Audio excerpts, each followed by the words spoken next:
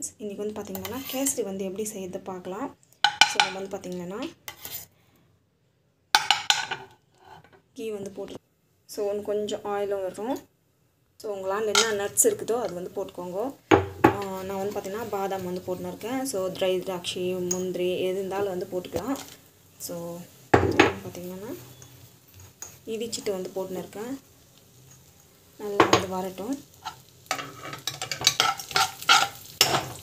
வந்து பார்த்திங்கன்னா இதில் வந்து ரவை வந்து போட்டு போகிறோம்.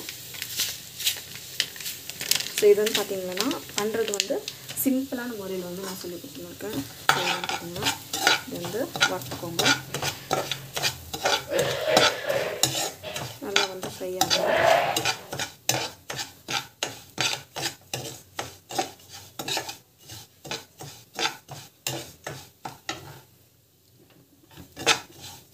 ஸோ லைட்டாக வந்து ஃபுட் கலர் வந்து ஆட் பண்ணுறேன், ஆரஞ்சு கலரு.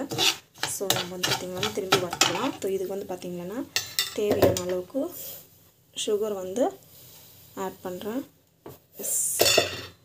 ஆட் பண்ணிவிட்டு இதுவும் வந்து ஒரு 5 மினிட்ஸ் வந்து ஃப்ரை பண்ணிக்கலாம்.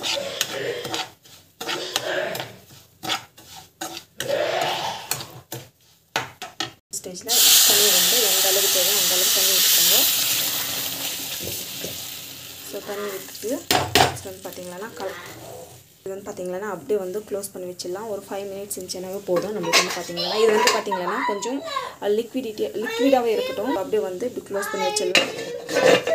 ஸோ அப்படியே வந்து கொதிக்கிட்டோம். கொதிச்ச பிறகு நம்மளுக்கு வந்து பார்த்திங்கன்னா சுவையான ஸ்வீட் வந்து கேசரி வந்து ரெடி ஆகிடும்.